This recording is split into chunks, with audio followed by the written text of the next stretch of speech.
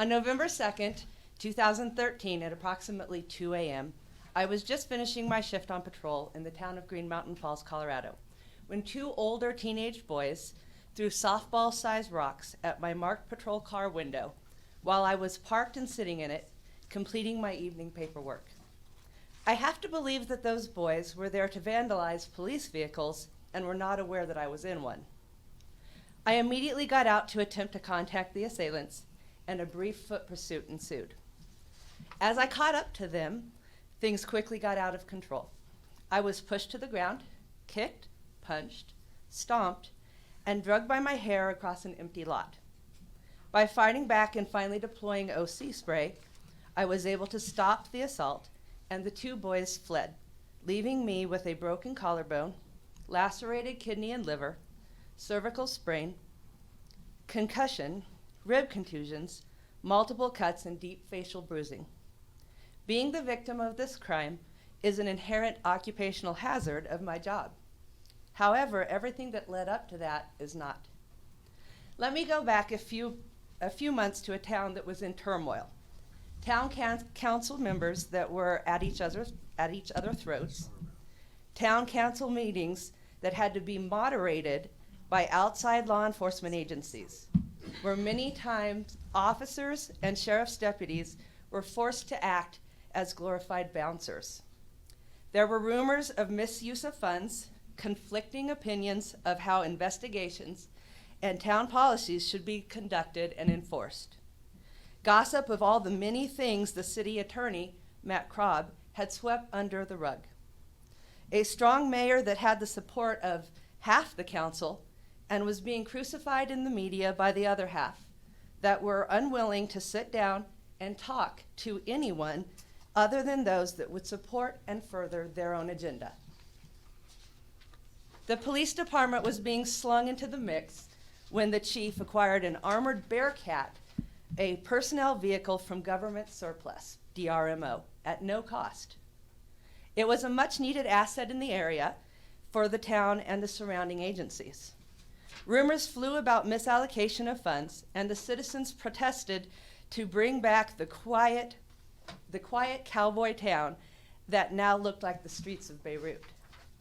There were questions about evidence that was being held for closed cases, but that had no statute of limitations, so the evidence had to be held indefinitely.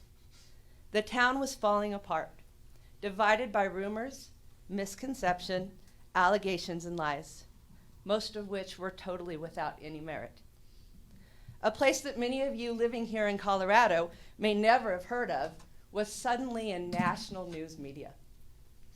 Immediately following my attack, the plan of a few board members and the Public Works Director to overthrow the Green Mountain Falls Police Department went into high gear. Their plan was ill-formed, full of lies and misconceptions. The chief of police was forced to resign, and I was left as the interim chief, and a trustee from the town board was appointed as my supervisor. Next, the police vehicles and equipment were assumed by the Public Works Department. Some locks were changed. The evidence building was broken into by council members and the Public Works Director. Class 3 weapons, fully automatic ARs and Tommy guns, illegal for any citizen to have in their possession, were taken from the police department and held at the Public Works Department. After weeks of asking to meet with the board or my trustee, I was finally told in an email, and I quote, "I am attempting to find a way to meet with you prior to the Tuesday evening Board of Trustees meeting. However, you must understand, with all the lies that have been posted by the mayor, the chief, the media, and all the citizens on Facebook, that the majority of the trustees are not allowed to read because we've been shut out, I am going to insist there must be at least one or two other people present when we meet. I am sorry to say this is for the protection of the town of Green Mountain Falls and myself." That was from my appointed trustee. I assumed this meeting was going to be attended by another trustee. When I arrived, the independent third party my appointed trustee brought with him was Pat Hill, a reporter from the Pikes Peak Courier. I expressed that I was very uncomfortable about talking about my employment, my health, and the status of the department with a reporter present, and I was told that she wasn't there in that capacity. As Hill turned on her recorder, the trustee took the entire time he had allotted for the meeting to clear his name and allowed no time to discuss any of my concerns.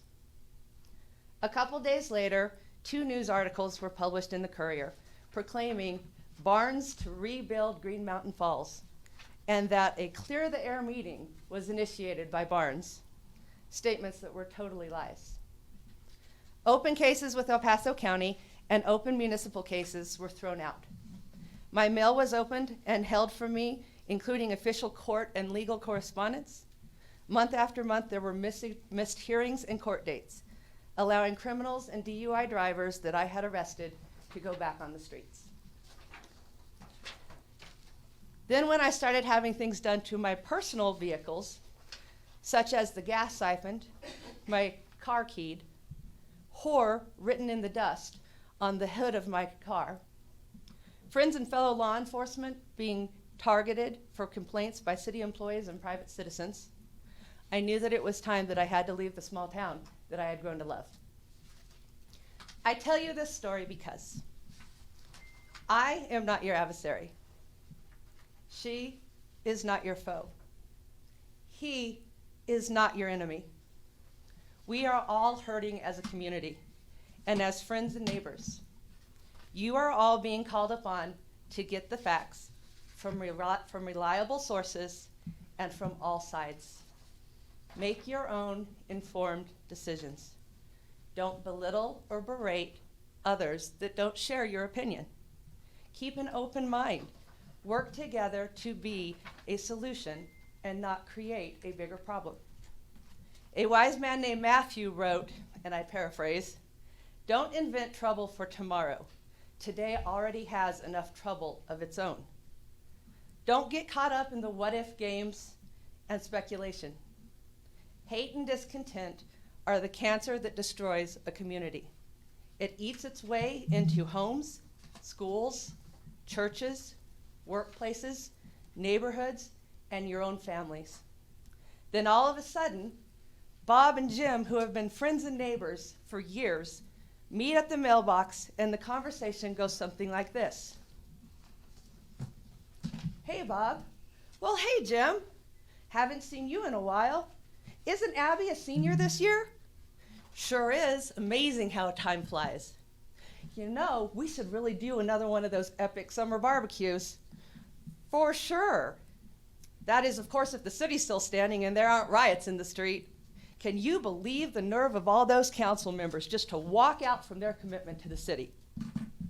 "Well, Bob, some people feel it's important to stand up for what they believe."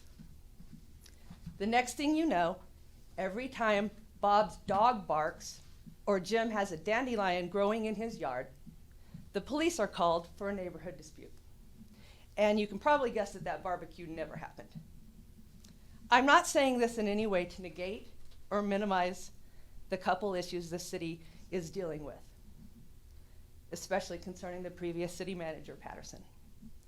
I only want to encourage and implore everyone to remember we have a complete judicial system with arrests, investigations, courts, judges, trials, and hearings.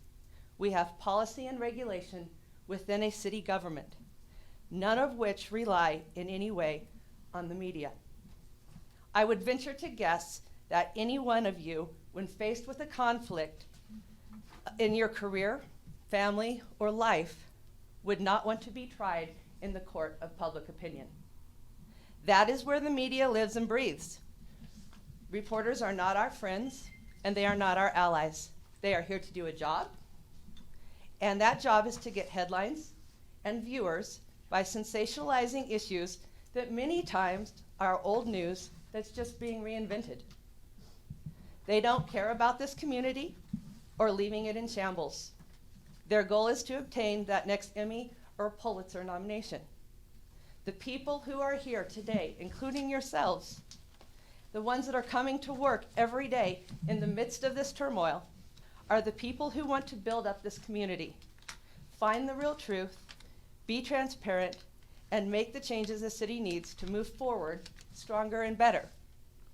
putting aside opinions on use of force and police practices. In my Green Mountain Falls attack, deadly force was justified. As I was being dragged across a gravel lot, beaten and broken, I chose to spare the lives of 2 young men. Some misguided citizen, disgruntled employee, or irate council member's sons did not deserve to lose their lives over little town politics that day. I wish I could say that there were times over the last few weeks that I was concerned. I wish I could say there weren't times over the past few weeks that I was concerned about coming into work in the environment that was being created. In my year here as an officer, I have felt the overwhelming support, love, encouragement, time and time again from our citizens and our town.